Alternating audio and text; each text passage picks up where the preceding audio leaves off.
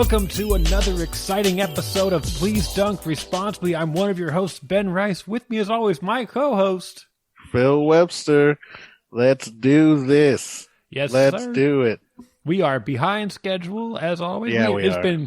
It's been, I think, 6 weeks since we've actually talked about what's going on in the NBA, and now it's bidden us in the rear there because the season is 1 week away from right being here. over. Yeah, playoffs are about to happen, but it's perfect. It's a good time to talk. We kind of know where the seeds are. We had the extended playoffs, the playing games, which we're going to talk about, so we can talk about whether we like that idea, whether we don't, and And we're drinking a beer, right? Yeah. Yep, absolutely. And let's just recap what we've missed in the last 6 weeks of the NBA really quickly. It's been weird. Yeah, pretty much. All the LeBron's been hurt, and he stayed hurt. They kind of were gonna just kind of coast without him. It seemed like the Nets, same thing. They played 8 games, I think, with Harden, Durant, and Kyrie all in the lineup at the same time, and Harden is still out, has not played, and they're losing games. They might fall to the 3rd seed, whether that matters or not, we'll see. It's getting very, very interesting. Utah was number 1, and I was going to talk about how wrong we were about that, and then Phoenix, like out of nowhere, jumps to number 1. I think we had them being in the playoffs as soon as we knew Paul was going there at the beginning of the season. Did I think they were going to be the number 1 seed? There's no way in hell. No. But Paul is ridiculous. Obviously, he's an unheralded, Hall of Fame point guard. It waters it down because everybody makes the Hall of Fame in the NBA if you're famous enough. But that guy just makes teams better. And I couldn't even imagine if he had made it with Kobe those years ago that Stern blocked that trade, which we'll talk about conspiracies. But who knows what would have happened there? The Lakers might have went on another run. Kobe would have maybe had 10 championships. Who knows? And LeBron would be nothing. Nobody. LeBron would not be there. He would not.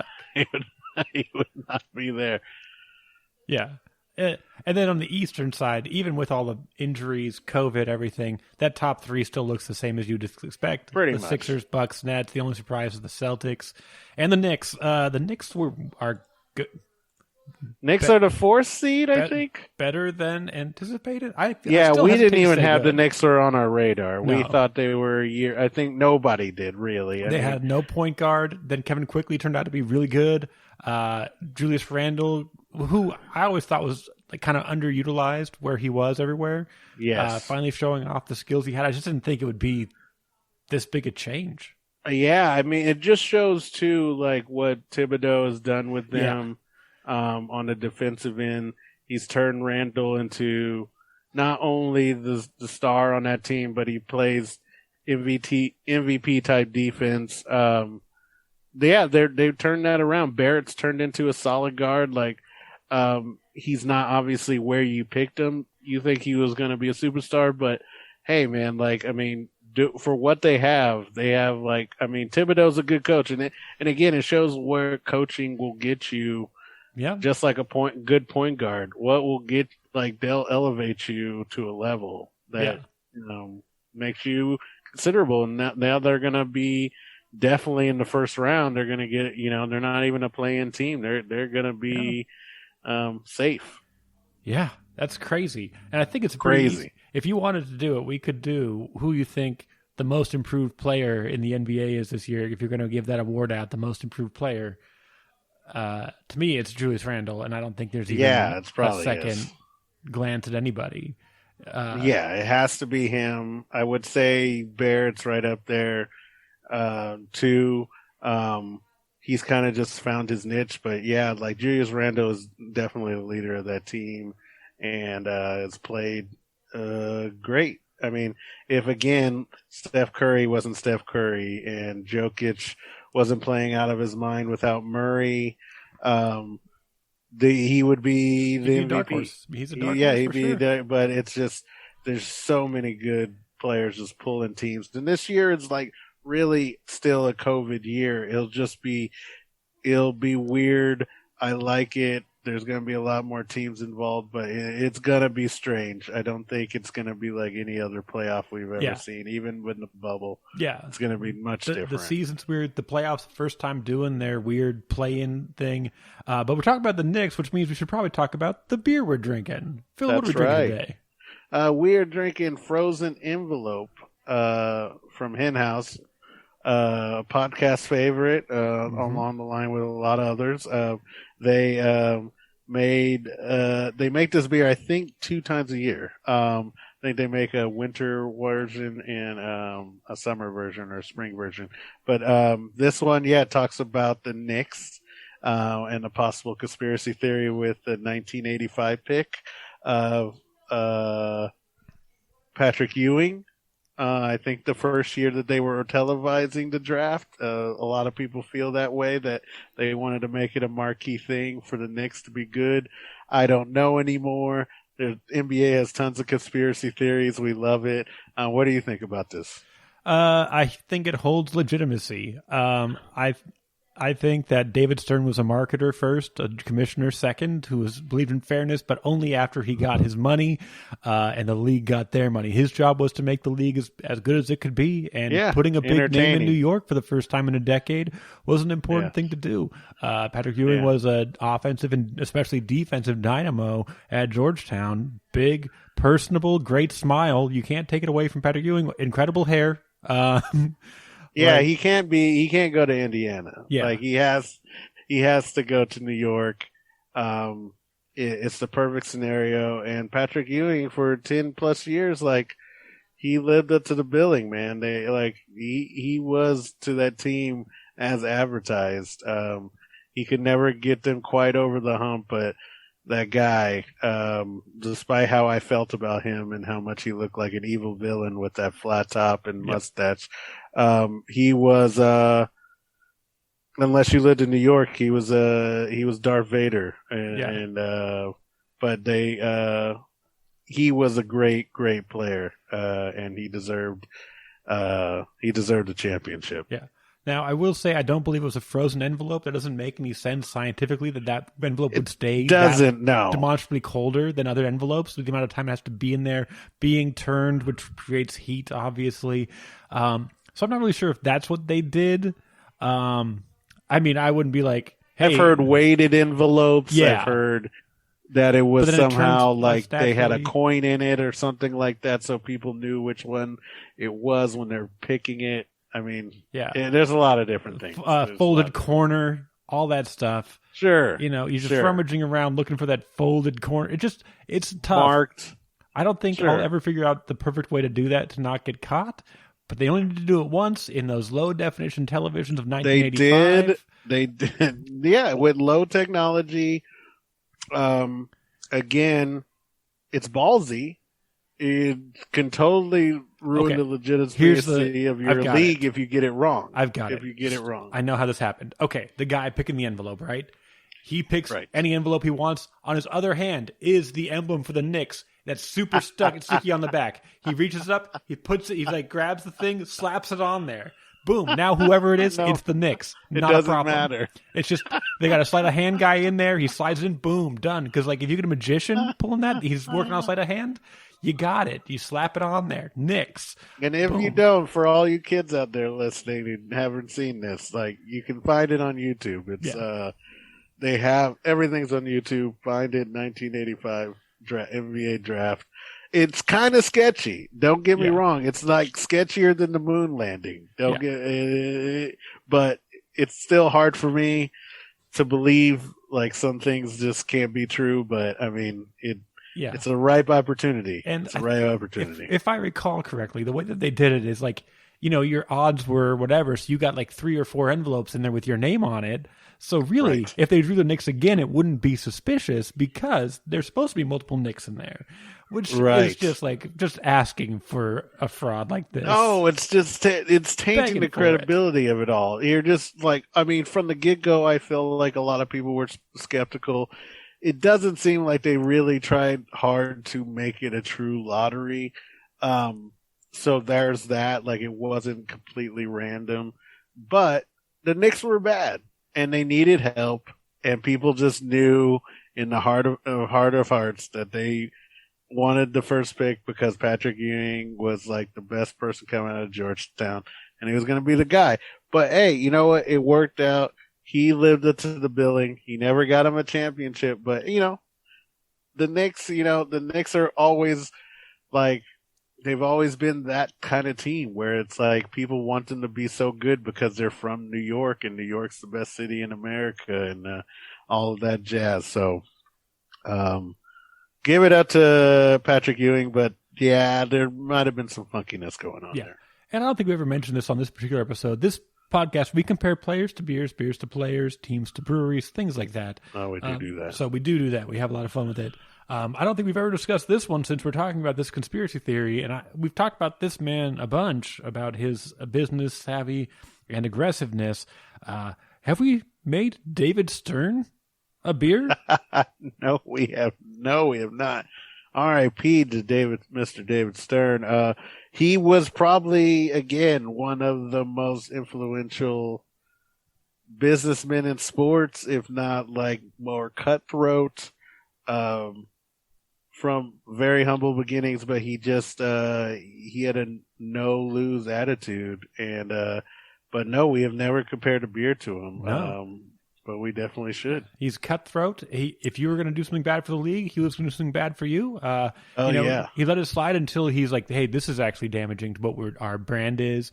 So a lot of questionable decisions that he's made. He tried to change the ball once. I don't remember that. He tried to change the ball. That lasted like 4 games.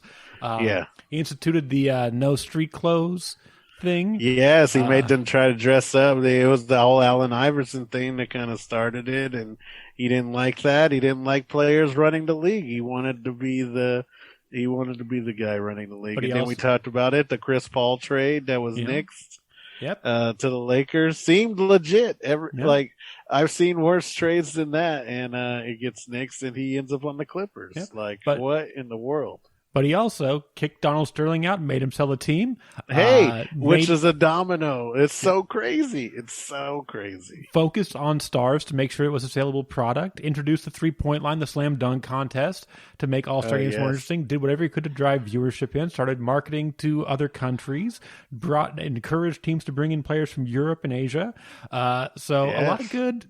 A little bit of bad. It's kind of the name of the game. But you can't get mad at the mad scientists. They're gonna throw some mad things out there, but for the most part, they're gonna open things up and show things people that would think are impossible or uncomfortable. And he was that.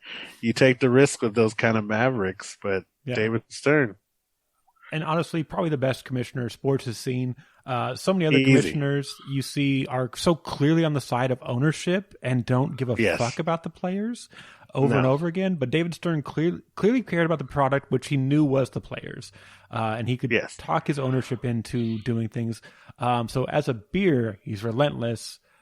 You're probably going to hate him. He's going to come across your side, but he's going to also, feel like part of the family. So I don't know if I want to call him a Budweiser. Oh, he's bigger than the game, sort of. But he's also. I was gonna. Oh, that's strange. He's also. I like it. Maybe he's a Pabst. Yeah, I mean, he's. I don't know if he's that easy drinking. Not saying Budweiser is completely easy drinking, but that's for the most part why people drink it, is because it's pretty much standard and comes across. You know what? To me is like more brash, than that. I feel like. I think I know where you want to go with this. I know where I would go. What's your? So mine is Stone's Arrogant Bastard. Nice, actually. Okay, like something very just over the top, punchy in the mouth, IPA, that nobody was really expecting, especially at that day and time, and became kind of like a cult favorite. Yeah, the thing that showed you were into beer. Yes, if you had that, you were a man. Yeah. Or quote unquote, drinking a real beer. It was that and Sierra Nevada Pale Ale. So, to me, he's an arrogant bastard in real life and in the name. Yeah, small guy punching above his weight. There we go, double bastard. I yield the floor on this one. All right. Like Jeff Van Gundy dragging on some legs. We keep it Knicks, baby. Oh, the history of the Knicks. Oh Jeez, there's so many good moments for not being a Knicks fan. Yeah. You just look it up. It's amazing. But so these playing games, they're getting interesting. It's getting heated. As of now, the Lakers are the 7th seed, which means they would play the 8th seed in a one-gamer with a hobbled LeBron and a hobbled Anthony Davis. The flame-throwing Steph Curry. Yes, against the flame, and all you need is one game with them. They probably don't win the whole thing, but they would definitely could easily win a game. And right now, they would play the Golden State Warriors, who are 3 games back. Now, Portland has got a game up on them, and we got like 4 or 5 games to play. Right. But it is going to get real interesting. I guess nobody's really caring about. I mean, I'm sure people are rooting for Memphis. They're the young Bucks. Mm-hmm. You got Morant versus the old guard or the young old guard of the San Antonio Spurs that are filling the 9th and 8th seeds. But whoever has to play Golden State Warriors in that playing game, it's not going to be fair. Yeah, it's not going to be comfortable. No, that's for sure. You're not going to feel great about winning that game. Yeah, and then still in the playoff hunt are the Pelicans and Kings. Look at us go! They have not been legally eliminated, out, but Zion is probably out the rest of the season. Yep. I know they're going to protect him. There's not obviously mathematically they're not out. They could easily get into that 10th spot, the Kings, but they lost Halliburton. I think Fox is still out at least another 1 or 2 games. So it's not looking great.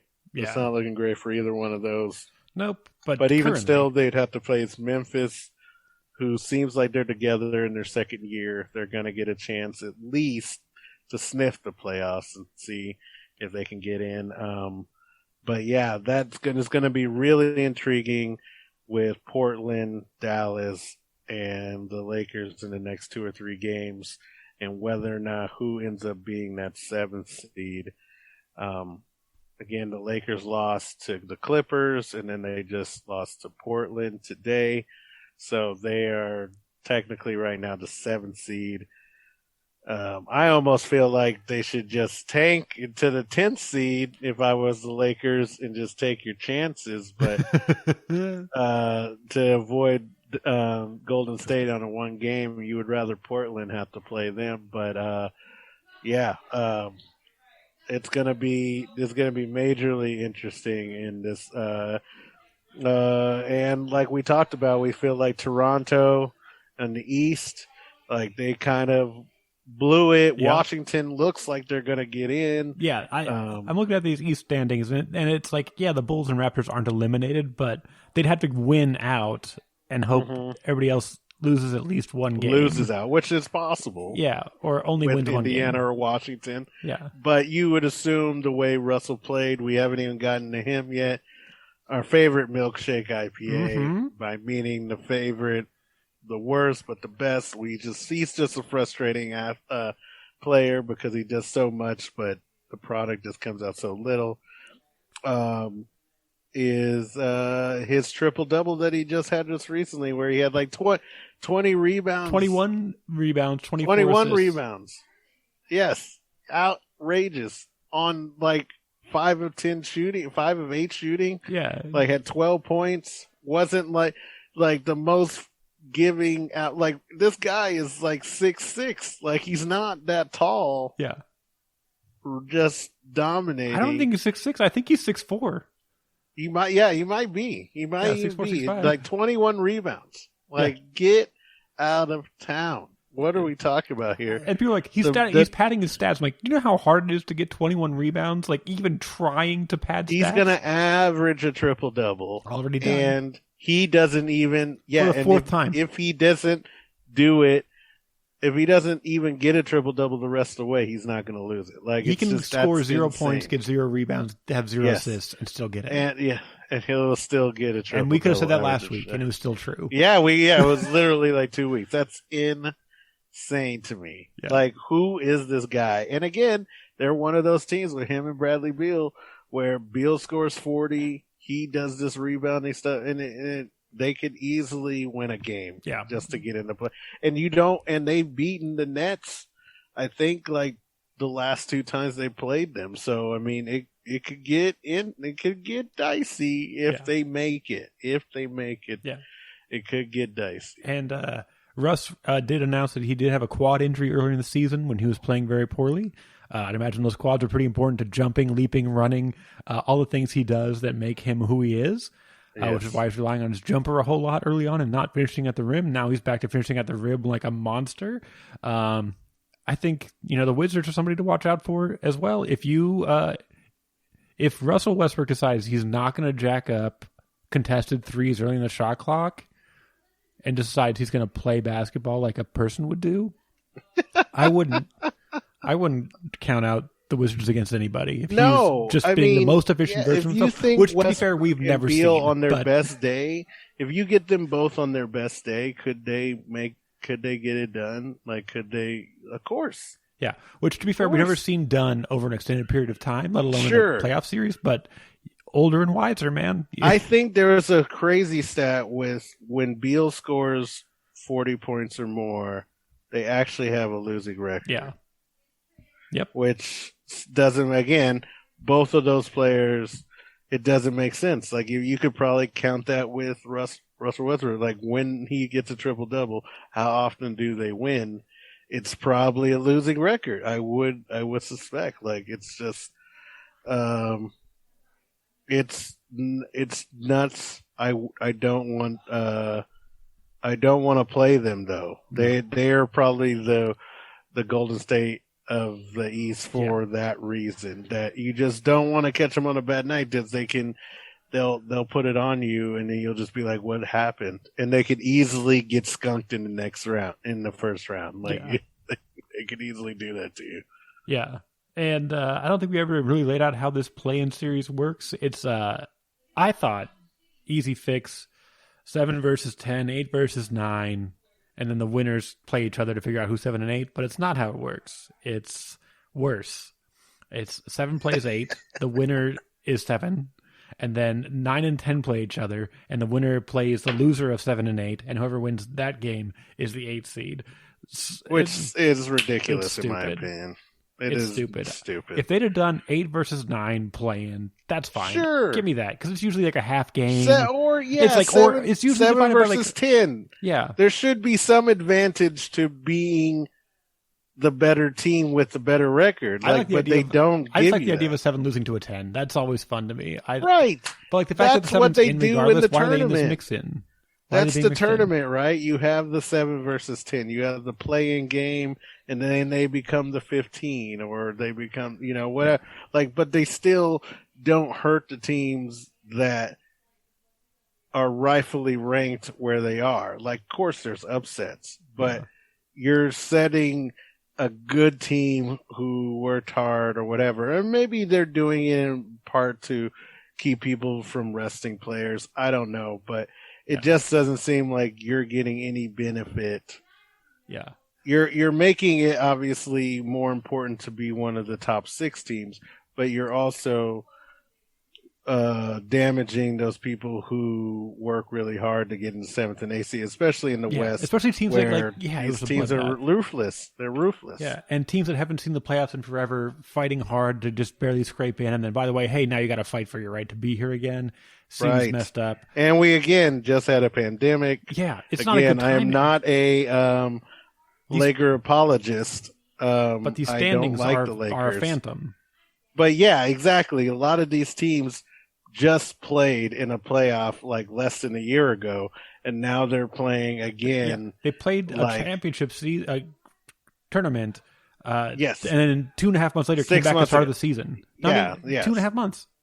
2.5 months, and you're telling them to play 72 games, which is only 10 games left. Yeah. And then you're telling them now you're going to have an extra game on top of it. Yeah. Like that, 2 games, that again disqualifies the 7th and 8th seed in a way, which I feel like it's bull. Yeah, I think the timing's bad. I think this is a bad time to try this experiment. Right. Because I'm fine with it to expand the playoffs normally. I would totally be okay with a healthy season where people's records aren't affected by the fact that their teams are shut down for having been near a sick person. Yes. It's just... Yes, I get ratings, and I get to trying to make up for the pandemic and not having the ratings and the fanfare that they had. But I feel like, yes, it's a bad way of going about it, and I feel like it's cutting your nose to spite your face, right? In a season where they're like, hey, if you have 6 players, you can still play a game technically. You go ahead and play 6 players against 12 completely healthy players. Like, it's not fair. It just waters it down. Right, it waters it down, and a team can get lucky in one game. Now, it's good entertainment. Yeah. Don't get us wrong, but it's like, are you getting the best teams playing the best teams? That's the whole point of the playoffs, is making sure that the best teams are playing. Are these 7 through 10s as equal as you think they are? Because a lot of years they're pretty equal. 7 through 10 is usually pretty close together, but this is not a usual season. No, this is not. No, exactly, because of injuries and because, again, like you talked about, they only had 2 months off. Yeah. So you're having guys run back out there. You're having guys who are injury prone, like Anthony Davis, LeBron James, who obviously is older, 36, 37 years old, playing. Like, it's just a hard turnaround when he doesn't have his normal time off. Now, I get, like, again, you're whining, blah, blah, blah. He has, millions of dollars, hyperbaric chamber, blah, blah, blah. Yeah. But it's like, there's a reason why that guy's been at the top of his game for the last, 15 years. Yeah. It's because he has a regiment. He does the same things every single year. Sure, he has a lot of fun, but that dude works on his body constantly. And now you're telling him he only has a month to get his body ready instead of normal 3 months where he normally would spend time with his family, get back into it, blah, blah, blah, blah, blah. You're like, no, you won a championship. Congratulations. Get back out there. So yeah, they're definitely punished. You can tell with the Heat, same thing. You can tell with Toronto. All these teams that went far in the playoffs are really struggling this year, which again is good for the product because it creates parity, and so it gives another team a chance to win. But is it authentic? Is it an authentic win when it's like everybody else is playing with a half deck? It's not. It's not fair. Yeah, I mean, to be fair, last year there was a lot of talk about the change to the All-Star game, the way that the final quarter would be played, and it was the best All-Star game I've ever seen. Yes. But this year it was complete garbage. But again, we're going to a place where, COVID and injuries made the All-Star rosters different. It was a blowout. The way that it was designed was so it just didn't work. When players aren't healthy or can't be available or have a reason to say no, these ideas don't work. No. Right. It's in a normal season. I think the problem with having capitalism within it, right? It's like you want the players to get the most money available. You want the teams to make the most money, so they're going to guard their players. But you also want them to give maximum effort. But then they're like, well, if I give maximum effort in this contest that doesn't matter, what am I supposed or to give in my these team games the that rest of the don't matter? Season? Then I can't play for my team when it does matter. Like, which would you rather have? And that's it. Kawhi's argument. That's LeBron's argument. There's these guys that are taking games off. But it's like, this is the wrong year to try to defend why you should play more, because you're giving them 10 days off when you're really not, when they're having to play so early and so often to try to make up because of the pandemic and because you have the Olympics and other things that I know that they're going to be competing against. That's why they didn't want to push it. It just looks bad. And again, you're just getting a watered down product, I think, because of it. Yeah. No fault of Chris Paul. He's playing absolute lights out. The Suns are an amazing story. The Jazz are an amazing story. Good to those fan bases, but I don't know how good you really are yet. Yeah. I mean, we don't know. I mean, you got to win a series. People have been talking. We've been saying the Jazz are not for real, but they've kept winning. Nothing's really slowed them down. So maybe we're wrong. Would we be surprised if the Lakers somehow went on a run and won as a 7th seed? And would it be a true 7 seed? Would we even are they a true 7 seed? Probably not. They're probably not. They're probably a 3 or 4, but they're going to get treated as such. And if they went on a run, it would turn this story that everybody wants as sports writers and stuff like that. This like 7-seed Laker team won, but it's like they just won the championship. Yeah, it's like they were hurt all the time. They're probably a better team than they were last year. They're just tired. They're just tired and hurt. They played 7 more games than anybody else and started at the same time as most people. It's like not. And the Heat came back with a player who had destroyed his foot.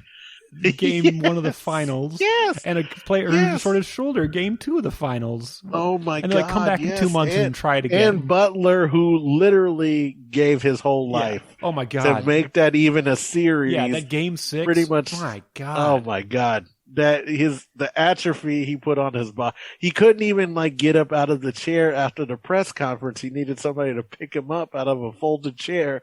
He had given so much of his body. That's like. People just they don't get it. And again, just because you make millions of dollars doesn't change your body.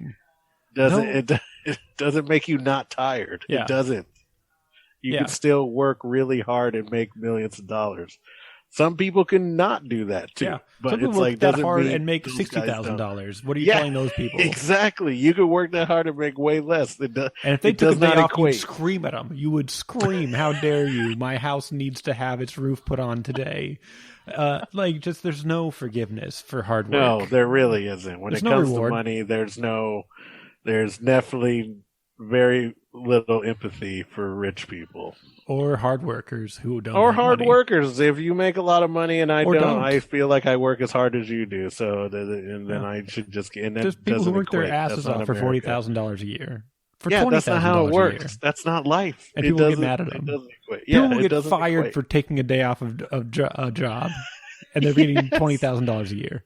Yes. You think waiters don't work hard? Yeah. You think busters don't work hard? Dishwashers don't work hard? They work hard. They're busting their asses. Yeah. Like unbelievable. Yeah, God, people are the worst.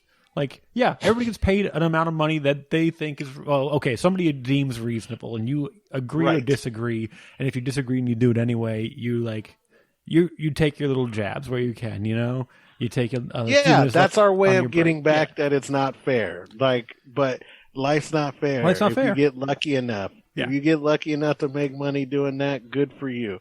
You get lucky enough to be a comedian who gets to stand up and work for 2 hours a night and make millions of dollars. Good for you. There's only 5 of you. There's Jerry Seinfeld and everyone else. There's Seinfeld, literally Chappelle, Rock, everyone else. Everyone else. Nobody knows. They're not even coming close. They're like 1/20th of the way. I don't care who you love. Amy or they Schumer, have to not work even close. they have to work way harder. Yeah. Bill Burrs of the world have to start their own podcast, to start like Rogans of the world. They're working way harder than Jerry and Dave and those guys. They can wake up and make money. They can wake up, say, I'm going to be somewhere. They will sell out immediately. Yeah. Like they don't have to worry about a thing the rest of their lives. They are good. You just mention it in passing and it's sold out. Bill Burr still got to he's still got a flyer. He's got to let people know. He's got to push a promo on Facebook. He's got days. He's got to wait. He's telling people. He's got to wait 2 or 3 days. He might even make a post the week of. Yeah. The week of. Yeah. Oh yeah. Dave Chappelle's I'm going to be in Cleveland tomormer. They're sold out. Done. Yeah, exactly. They're you told too many people. It's sold out. You mentioned it. You said it out loud in your car. Alexa heard you and put it out in the world, and it was sold out before you even got to your destination. That is exactly how I ran into tickets at Dave Chappelle. Was I just happened to be at the bar at the Catalyst in Santa Cruz, playing pool with friends, about to go to the boardwalk, nonchalant, normal day. Find out from the guy, I just got Dave Chappelle. He's going to be here tonight. This is maybe 3 years after Chappelle's show. And I'm like, he's bullshitting. This is not real. It literally, I had to ask him 3 times. He's like, no, I got him. They will be sold out in an hour. But I'm telling you guys, if you guys want tickets, pay me money. I literally do everything I can to make this happen. We change our plans and everything. It turns into one of the best nights of my life. And he literally just talked. He had no set. Yeah. He just asked people what's going on. He brings up Bay Area stuff. He's just so intelligent and smart, obviously. He just make stuff, riff stuff out of everything. He was amazing, and that's why he gets paid what he does. But those guys, like, again, just knowing the gamut of things, it's like people just need to do their research and see perspective. Like, there's a lot going on that you don't know, and people like do a lot of hard work to get where they get. So everybody does. It's just the luck of the draw on if you're in the right place at the right time. Yeah. I was like, I had put on a show a couple weeks ago that was a last second thing, and it's also sold out. Oh, yes. But, whatever, just, yeah. You got to put what was it? Canine, right? Like, Canane, yeah. Canane, yeah. Dude, amazing. I love that dude. I was so bummed I didn't get to see it. That guy, he's so funny, so realistic. Just, I can't believe he's not from Sacramento. Like, he just has that mentality of every person I've ever met out here who just is reasonable. He sees all perspectives, all lives, but he doesn't look like he does. But it's like, he totally does. And that's basically his comedy. And what makes him so great is that he checks you in a way like Louis C.K. does, where he like makes something so simple, like be like, so like, what are you like? How would you think about this any other way? It's so idiotic to think about it anywhere. He's so good at that. So good. Yeah, that was crazy, and I'm super happy it happened. I also didn't see him because when you run shows, you're always working. Yeah, you're working. Yeah, I was like, I had to look at my phone, like, oh, time to like Kyle, which was very cool. I got to be like, hey, Kyle Canane, get off my stage. Like, you're done. Yeah, sorry, you're done. You got your 20 minutes now. That's not really true. What the agreement was, I'd let him at 30 so he knew he hit 30, and he would get off when he wanted to. But still, in my head, I'm like, hey, man. You're working. Your days are numbered in my town, Kyle Canane. You can't sit back and enjoy. You have to watch the clock. Oh, my God. I had to do so much stuff. I had to like, oh, good to see you. Because there's also people that came out like, hey, good to see you. I'm like, hey, show, calm down. And people were like filming, taking, like, I'm like, hey, you can't be filming this. Like, get off your phone, delete that. Like, so there's a lot of that work. Yeah. But dude, like you lucked out. Yes, in basketball, back to basketball. Yeah. But which it should be interesting. Again, for TV purposes, entertaining purposes, more teams in the playoffs is better. Gives people more of a chance. It gives fans a chance who normally don't get to see their teams in the playoffs. Get a chance to maybe get it done. Again, I would have, if you had told me ahead of time that was going to be the Suns in Memphis and teams like that in the later rounds, I would have believed you. But to have the Lakers and Golden State Warriors in 7th and 8th seed, does not. Especially at the beginning of the season, if you told me the Warriors were even going to come close to a playoff spot when they like were struggling to score 80 and like couldn't defend anybody. There's no way. Yeah, exactly. Like, they were just trying to figure out what kind of team they were going to be. And then, I mean, we had talked about this before, like when Clay got hurt and Draymond got hurt in that year, that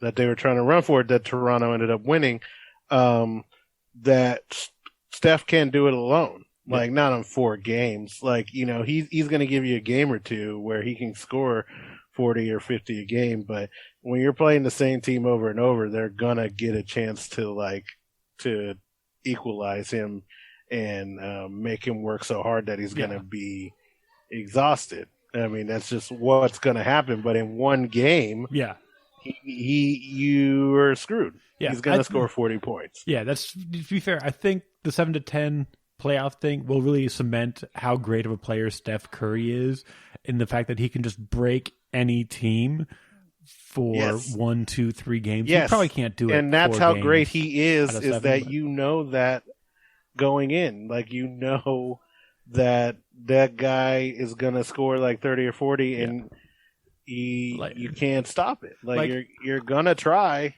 I know we compare players to beers a lot, but I feel like Steph Curry is Ivan Drago. He's just like, I must break you. Like, because there's so many people that can score points. James Harden can score points. Kevin Durant can score points, and they look effortless and easy. But Steph Curry breaks you. Like Kevin Durant can score 40 points and lose. Steph Curry always wins when he gets 40. Right, that's the difference. That's what we feel about Westbrook and stuff like that. It's like Steph Curry doesn't do the things Westbrook does, and he still will win you more games than Westbrook will. When you always want to tell your guys, if you coach a team, get rebounds, make assists, make other people better. But the way that Westbrook does it, it doesn't always equate. And the way Steph does it, he hits shots. Now, he is a front runner when it comes to points and stuff like that and hitting shots. He doesn't, but they can just get on a roll where they can, they can score 12, 15 points in like 1 or 2 minutes. Like, if they get going and then next thing you know, you were up 8, now you're down 4. Like, real quick. Yeah. Yeah, so I'm looking at it. I couldn't remember the exact stat, but you say you can't win with Russell Westbrook playing the way he does. When he gets a triple-double, his winning percentage is .749. They win 3/4 of their games when he scores a triple-double. Like, that's better. I'm pretty sure that's like Tim Duncan Spurs numbers. Yeah, you would assume. You would assume. Now, I don't know if that's because they're down so much or what that equates, but yeah, like no, I mean, 710. Tim Duncan is 710. So even 40% or 4% technically, 4% difference. 710 to 750, and you're going to tell me Westbrook's not good? He's not good. It's just it doesn't. But it doesn't equate the thing to is, wins. It does. It does equate. That's the worst part. It doesn't make any sense. It does equate to wins on like a historic level. Yes, like he wins 3/4 of the time when he has a triple double. But we've seen how many times he scored a triple double in a playoff game and not won. Yeah, and not won the series. And he's done everything again. And again, we've seen great players, Allen Iverson, guys who have taken over, who have done amazing things like carrying everybody on their back. That's why LeBron is who he is, or why he's done what he's done, because he knows, okay, I did 6 or 7 years trying to do it on my own. I need some help. Westbrook's thing is getting it to the right guy so the other guy can help him. Like that Beal can be his second guy. Now, it seems like they're working it out. They've only had like less than a year really to figure it out. So we'll see what it becomes. They're really kind of rounding into form now. We'll see how these last couple of games go and where they end up. But they're going they've beaten the Nets. Now the Nets have not been fully active, but when Kyrie, I think the record when Kyrie and Durant are playing together, they are barely a winning record. I think they've only played like 18 games together. I think it's maybe 10-8. So they haven't had enough games to vibe. So I wouldn't be surprised if they don't win the whole thing. Yeah, not year one. Not year one. That's what we talked about with the Heat. The Heat didn't win. They got close, but they didn't win because it takes that time to gel, man. It takes that time to gel, and then other teams have been together. Yeah. The NBA is a beautiful game, and anybody can win any game. And anybody. The talent levels are... Teams and cohesive units always win series eventually. They all just always do. Yeah. Now, I want to throw back to one of our first episodes this year when we were talking about whether or not things were reality or not, when we were looking at records the first 2 weeks of the season. I posited that if you put them in a lineup, you could not pick these two guys out of a lineup of each other if you could tell me who is who. But now, these teams are top 3 teams in both conferences. Could you tell me who's Joe Ingles, who's Joe Harris in a lineup today?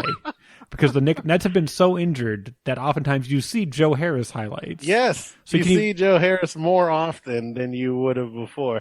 Now, Joe Ingles, yes, obviously both their teams, top 3 teams. Joe Ingles plays probably with 3 guys who look like Joe Ingles. Right, I was going to say, but now the new question. So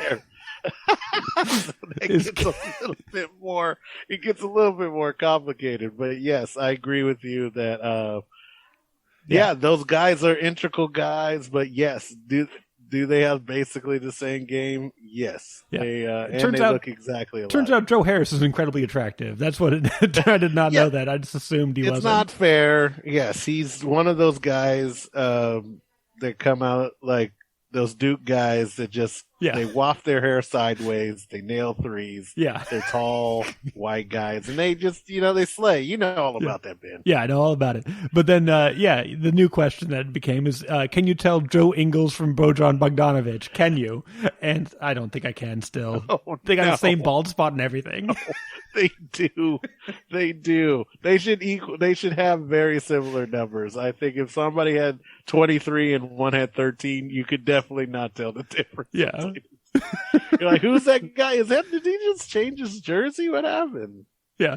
6'7", 6'8", 226 and 220. Like, come on. They're both. So I feel like next week we can do like probably the best dunks of the year. I think we've hit like a lot of those, unless you have a special one. Oh yes, this week for Is It The Gueuze? I do. Yeah, and I feel like we should also decide who wins these, who comes out of these playing games. I mean, I feel like we're pretty set as far as the top four, the last four in each division. Well, here's the fun fact, Phil. I want to do this with the podcast, is move to weekly for the playoffs starting next week, which is next Sunday is the last day of the season. So we can do our play-in anticipation then, because that will be right before the play-ins. Ooh, or I'd like to tell you how wrong you are. Well, that's true. We can predict now and then follow up next week, and I won't remember what I've said. So we never do.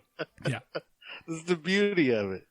No, I think the Lakers get it together, and I think that as long as I think I talked to you about it, is that I feel like either they tank to avoid Golden State, and give LeBron some more rest and just go in as the 10th or 9th seed and just embarrass Memphis, or they end up beating Portland, and then it ends up being what everybody really wants, is like a Portland Golden State one-off, where you have just Lillard versus Curry, and just say, okay, who's still got it? I would love who's the guy?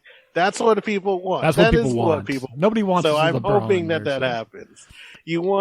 So Lillard, even if it's not true, we'll just have one game to say, like, look at what I did, and wave at Curry on his way out as he just hits a game-winning three to like put it away. Yeah, everybody would love that. I'm looking at these games. I don't think the Lakers can tank. They've got 37 wins. The Warriors have 34. That's a 3-game difference. Memphis Grizzlies have 33. That's a 4-game difference. Spurs have 32. That's a 5-game difference. They basically have to lose every game, and these teams have to win out. Their only goal, the only thing they can do is play to win and hope Portland or Dallas drops.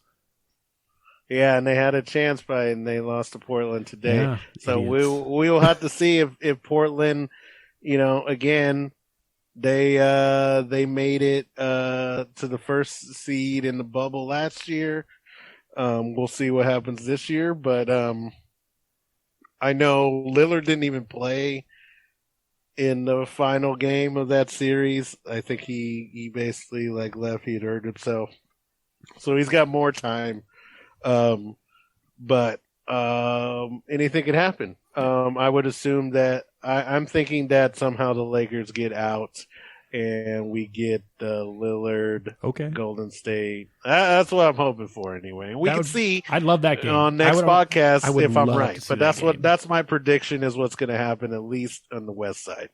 I would love to see that game. That would be the most watched game of the playoffs. It would easily. If you don't love basketball, you can't watch that game. If you don't love singular talents in basketball's wrecking shop, then I don't know why you're watching. That's going to bring more people to watch it. It's a prize fight. It's just two guys talking crap. Yeah, little guys pound just for pound, slugging out 3 for 3. Best players in the world, pound for pound, going blow for blow. Who shoots the most half-court threes for the win? Yeah. I mean, we already saw it in the All-Star game. Dame started launching them, and Steph's like, oh, you think that's you? I'm sorry. Who's winning this game? Well, that's again, I think LeBron was saying that was the first year he got to pick Steph. with the first pick because he was either going against them or whatever, and they demolished. Yeah, they absolutely demolished. Ran. He's not allowed to have. Now you know why he cannot be on the same team as Steph Curry, even though some speculation is that he will not be here after next year. That just makes no sense to me. Like I don't know. I hear some rumblings. I don't know why. That's stupid. They're gonna run it back when Clay gets healthy. There's no way they don't just pay the money forward for Curry. He's money in the bank. They're gonna sell out once that arena's built. You can't give away your best talent. Yeah, I think Steph Curry retires a Warrior. It's not even disputed. I think he's going to be I don't think plays the same team his whole career. Yes, he's not a Kawhi. He's already home. I don't know. I want Dame to be that guy, but I also want Dame to win, so it's a tough one for me. And I imagine it's much tougher for Dame to be like, this team isn't built for a championship, but like I'm a loyal dude. So, right. What I see happening, I see that in the West, it stays where it is. Lakers 7, Warriors 8, Grizzlies 9, Spurs 10. That's what I see happening on this one. I think the singular talent in Portland and Dallas allows Luka and Dame to avoid falling enough to go to the injured Lakers. Interesting. It's just going to be a. I would hate Luka and them to have to do it because I'd like to see him in a series. I feel like they got robbed when they kicked Porzingis out that game last year, which was horse manure. So I'm hoping he makes it so they get a full series because they should have beat the Clippers. The Clippers wouldn't even have lost to Denver because they shouldn't have even been there. Right. But we will see, and we'll see how the seeding works out. I'm all for it. Again, it looks like for the most part on the East, like everything's pretty much set without like Washington falling off and losing their last 3 or 4 games. They're going to be at least a 10 seed, if not a little higher, and they could easily, if they make it into the final 8, they could give some people a run for their money. So it should be interesting. That East is a bit dirtier, man, because muckety mucks. So I feel like the Knicks are going to be a solid 4 seed, but the Hawks, who have a similar record, they're not as consistent. The Heat, pretty close. The Celtics, those guys, I think the 5, 6, 7 can move, and I think it's possible Celtics get in without having to play in, which will be good for them. It'll be disastrous for the Heat and the Hawks, whatever. I feel like every one of those other teams has a good perspective or a good outlook because they're just getting people together. The Celtics are probably the weaker of them because they've had the same unit for like 3 or 4 years. They should be better than they are. They're not. So they're not. So, and they didn't make it super far in the bubble. So it should be interesting. But again, Tatum's a stud. He has to figure out how to work with Jaylen Brown.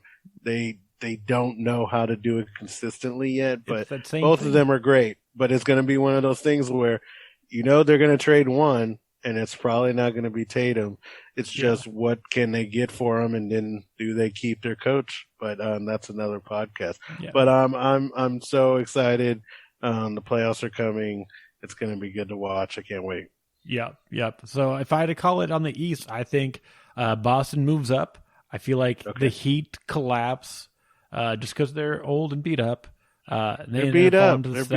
They're tired, man. Yeah. So how I want to see it, I want to see the Heat. Well, I don't want to. That's not how I want to see it, but I see it. The Heat fall to 7. Hornets at the 8. I think the Wizards move up to 9. Pacers fall to 10. Doesn't change anything about the games because it's still right because they Hornets still end up playing Pacers each versus other. Wizards. I see the Heat taking down the Hornets. I see the Wizards trumping those Pacers. Bad choice of words. I think the Wizards take out the Hornets because they're just there's too many guys doing one thing on the Hornets. So I look at it as Heat Wizards coming out over there. And on the West Coast, I see the Warriors beating the Lakers. I see the Grizzlies beating the Spurs. And then it goes Grizzlies-Lakers. That youth of the Grizzlies, they're coming together. They're playing like a real team. They're looking really good. Everybody's healthy right now. They might bump the Lakers out. I don't see that happening. LeBron won't allow that. He's at the end of the day, this doesn't count. Those last 8 if minutes. LeBron loses the play-in game, I wouldn't put it past him. But that dude doesn't lose first-round series. No. So if he gets out of the play-in, just watch out. Clippers, whoever's in the second seed, you don't want to play the Lakers. They're going to be so sandbagged. It's going to be outrageous. The betting lines are going to be ridiculous. I can't wait. Yeah, I don't know what to expect. I'm not counting out LeBron, though. You know that. So, Phil, we've only compared one player to a beer, and that's not even technically true. We compared a commissioner to a beer. We compared a commissioner to a beer, which is historic. I think that's the first time we've ever done that. Yeah. If you had to make who's the NFL guy that's a pile of garbage? What's his name? Pat Henkin. No, that's a pitcher for the Blue Jays in the 90s. What football player? The football commissioner. What's his guy's name? Oh, yeah, Goodell. Roger Goodell. If we had to make Roger Goodell a beer. Oh, God. Now you're talking Budweiser to me. Yeah. Now you're talking You're talking a Bud Light. You're talking a Bud Light Platinum. Yeah, he's a middle of the country loving kind of guy. Like, he should be a politician. Just uptight. Like that's who he is. This is how we. He seems like he's for the people, but he's for the corporations, for the owners. Yeah. But everybody falls for it. Everybody continues to fall for it, despite what the players say. And again, like, it just shows how far like MLB and the NBA have come, where Adam Silver and David Stern like started it, but like just showed them the way of like. The players have power. They don't have all the power, but the way you mitigate it is by giving in sometimes to things that they really care about, like social justice and stuff like that, where they've been on the forefront. Yeah. They didn't wait. They went right for it. MLB did it with moving the All-Star game. Those kinds of things. Then you're better at negotiations at the table because you're just like, hey, man, good faith, regularly. We cared. Yeah, we cared about things that you cared about. So now, give us more of our money back. Whereas the NFL will be like, hey, we don't believe that concussions cause long-term brain injuries. You're all overreacting. And by the way, we understand. It's like we now understand that the game's a little bit more brutal than it was previously discussed. Anyway, we're going to have a 17th game. I know nobody's for this that plays the game, but our owners want money. We're doing concussion studies. Now we're going to penalize players for hits. Again, it becomes the players' problem, not the NFL problem. Yeah, every time. And then again, that's just how they keep doing it, and they keep getting away with it because the sport is too violent. It's too great. Yeah. Like, we love it too much. Your coaches can cheat, your owners can cheat, and we'll fine them $10,000 and take away a draft pick. But if you do marijuana in 2021, your career's over. Like, it's just such a bullshit. I haven't watched an NFL game in years. Besides, that's not true because Patrick Mahomes is incredible and it brought me back, and I'm mad about it because I was like, I'm out on this league. But Patrick Mahomes is so good. They are.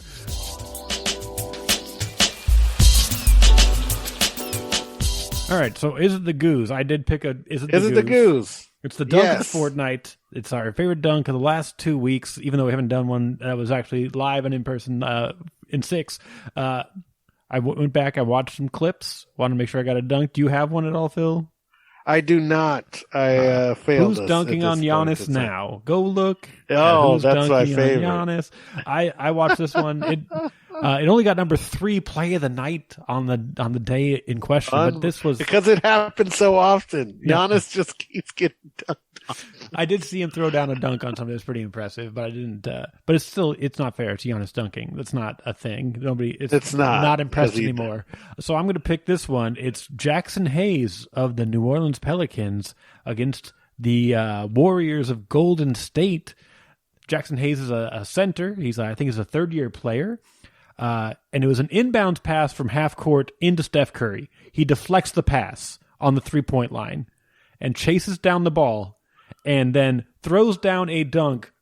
He jumped like 12, 13 feet for this dunk. So much velocity because he was running full speed when he picked the ball up, jumps, dunks it, and he has to stop him a minute by swinging on the hoop a few times to coming down. But he's just so he doesn't hurt everybody. Yeah, he's all legs and arms. It's just like the spindly guy throwing down this massive dunk. And the most incredible part, he went about 55 feet, 0 dribbles. Because he poked the ball away, had to chase it down, scooped it, and just immediately jumped. It 1-2. And immediately jumped. It was incredible. I loved it. I was like, this and is... it's not Giannis's fault. I get what he does. He's all about defense. He's trying to make the block, but good Lord, does he miss a lot of times. Like that's the chance you take, is that you're gonna get just shitted on. And he takes that with pride. I mean, he's a WWE lover. So he's all about being the heel, about understanding that like there's a good guy and a bad guy. And all of that, he's down for it. He's got that spirit. But good Lord, man, Defensive Player of the Year gets dunked on a lot. That's how you get there. You got to break some eggs. It's true. You can't get blocks if you're not in front of somebody. If you're not getting just look real ugly. It's the NBA. You can't block everybody. It's true. You can't. Stop them. There's very good athletes out there. Yeah. All right. So we got one last segment. We do Canning Treys. It's 3 beers worth looking out for. From deep, what do you got for us this week, Phil? I got like probably one of the best double IPAs I've had in a while. Thrown in the Sky by Bike Dog Brewing. Now I know I bring them up a lot. They're a hometown favorite for me. But they're really, really doing some good beers, and they're turning out new ones left and right. This one, to me, is like one of their most legitimate haze that they have. Very juicy, very sweet, very nice. And for a local brew, you gotta love it. Like, so if you see it out there, find it. It's delicious. Get it. Nice. And for me, for a variety of reasons, I'm looking into the non-alcoholic market, and you can do only a little bit better than our local boys in Windsor, California, Barrel Brothers. They're knocking out these non-alcoholics. They just released I love them. One called Light Brew. It's just a light lager, non-alcoholic. Unbelievable. They just vacuum out the alcohol, apparently. It's like a vacuum method. No, they I'm probably there. That out. I think they just send it to me because I prefer the alcohol. So maybe if they just want to vacuum it out and just send the barrel, I'll take it. They put it into sanitizer. That's what they... Oh, yeah. They'll just use it just to cleanse people's hands. I like that. Then you sell as hand sanitizer. Yeah. I like it. So it's still going back, making the world a better place. We need one more, though, Phil. Do you got anything? I do.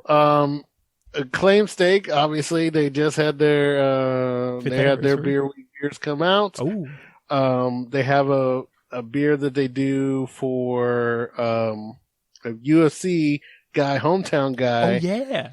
Max Griffin, Max Payne IPA. They've done it twice. This is a credible label. You can, I think, only get it there. But if you are in the Rancho area and you're stopping by there, pick up that IPA. I love their Sticky Nicky. It's one of my favorite beers that they do. This one is equally up there. Like, they've just rounded it out, done the right thing. It's incredibly juicy, incredibly easy to drink. They nailed it out of the park. West Coast style, very good. Get it while you can. It's the Max Payne IPA. I love it. Perfect. All right. And so that's pretty much it. So where can they find you if they're looking to figure out what else you're talking about, Phil? Yeah, like Culinary Lando. We're doing stuff on Instagram. Like, that breakfast yesterday looked so good. Was it today? Oh, it was today. Today, yeah. Like, I mean, we're trying to keep the healthy up. I don't want to just put like all that bacon and sausage out there, even though that's good too. You got to balance it out. But that, obviously, keeping up with whatever is West Sac as far as beers are concerned, getting that out there so people come visit. You can catch me at Culinary Lando and at Twitter as Chef Sportsman. Yeah, like I'm just trying to put things out there, keep the beer game going. I like to be the West Sac ambassador of beer. And where can they find you, sir? Oh, yeah, you can find me across social media at Barley and Me Pod. Don't forget to check out my beer podcast. It's called Barley and Me, hence the Barley and Me Pod username. Starting up comedy shows. We got Sack Yard coming up. Lance Woods headlining this Wednesday. Bringing back Cutthroat Comedy to Sussex in 2 Sundays, I believe. Yeah, because this Sunday's tomorrow's Mother Day, so it's the week after. So so if you're listening to this, so Sunday, 1 week from this Sunday. Nice. If you're listening, it's this Sunday. Nice. Yes. Crooked Lane's coming back, and I got some talk about some other stuff that I'm doing. I feel like there's one more show that I'm doing. You got so many shows. So many. Go things. follow Ben Rice on Facebook. He's doing a ton of stuff. He's definitely pushing the comedy button. Oh, Tilted out Mash. Here. That's what it is. Jesus Christ. Yeah, Tilted Mash. There we go. Back. Tilted Mash. End of the month, 4th Thursday, 6th anniversary party. J.R. De Guzman. You may see it on Netflix. No big deal. He's got a special on there. No big deal. Yeah. Very funny. Good friend of mine. Dave Chappelle and big comics. He's no big deal just getting this. It's always fun when you see somebody who's so successful and tours the world and has made a great name for himself. But you remember back in the day when you used to take him out for drinks after he had bad sets and kind of talk to him about how, that's going to happen and how comedy kind of works. Yeah. And then 3 years later, he's got specials. You're like, oh. All right. No, cool. That's some me? of the best stuff I love listening to on podcasts are people talking about how they made it, how they don't, just being relative to somebody else. Again, we all have it. Bill Burr has it. He compares himself to Dave Chappelle. They compare themselves to all these. We're all trying to make it. We're all doing the best we can with our family. And so it's especially with comedy, it's you're as funny as your next joke, right? Yeah. So it's you gotta, keep putting it out there. It's a workman's job. I love laughing. So, yeah. That's why we're friends. Yeah. That's why we're friends. On top of liking beer, it's that you make me laugh. So we do really good stuff. I'm excited. I can't wait to go out. Things are turning back to normal. Everybody's getting their shots. If you don't have one, go get one. So we can just keep doing this so we can do some live shows, do some really cool stuff. So we got some stuff planned. That's the episode. I've been Ben Rice. And I'm Phil Webster. Reminding you to please dunk responsibly.